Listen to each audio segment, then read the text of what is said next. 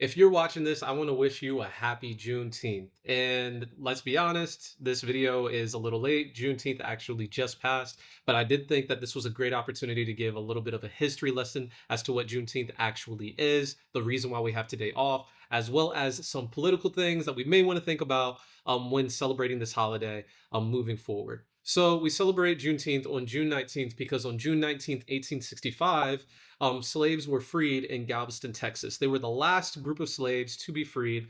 Abraham Lincoln signed the Emancipation Proclamation. He actually signed and declared the Emancipation Proclamation back in 1863 and January 1st of 1863. And it wasn't until June 19th of 1865 that pretty much everybody caught up and got with the program. Now, the Emancipation Proclamation by itself also wasn't enough because it didn't apply to everyone. It only applied to some specific counties and parts of the rebellion, and completely excluded anybody that was a part of the Union. So on December 6th of 1865, so after Juneteenth, Congress went out and ratified the 13th Amendment that was added to the Constitution. The 13th Amendment was actually added to the Constitution on January 31st, 1865, and then it was ratified on December 6th in order to include what was declared by the Emancipation Proclamation. And it was made sure to include basically all of the states that were part of the United States, right? And this is really interesting. I think this is extremely important. When we actually look at that 13th Amendment and what it says, it actually doesn't completely abolish and exclude slavery. No, no, no, no, no. Instead, it says this: neither slavery nor involuntary servitude, except as punishment for crime whereof the party shall have been duly convicted, shall exist within the United States or any place subject to their jurisdiction.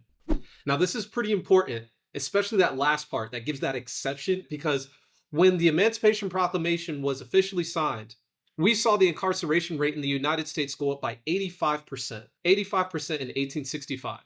And actually, if you look at charts that show you the conviction rate in the United States, we can see that there has been an exponential increase in the amount of arrests in the United States for all sorts of crime since 1865. Now, if you look at the end of the data sheet, you can see that there's actually been a little bit of a dip, and we've been stabilizing since like early 2000, 2006, 2007.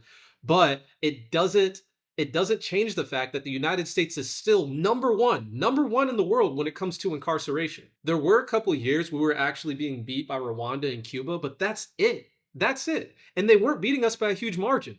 We're still number one. We're still on top. Go us, I guess. Now, I think at this point, we all know that private prisons are a problem, especially here in the United States. And if you didn't know, a lot of police precincts are actually private companies. And before they were police precincts, they were actually slave catching organizations that had to rebrand. And you can look up your local police precincts LLC and look at the history in order to actually see what that company originally started out as before they were police precincts. Now, I'm not anti-deputy, I'm not anti-sheriff, I'm not anti-cop, but I do think it's extremely important that we look at the organizations that we rely on and that we trust. Now, this is only one part of my message. If you want to hear the other part, then you're going to have to watch the next video. You can find it on my profile.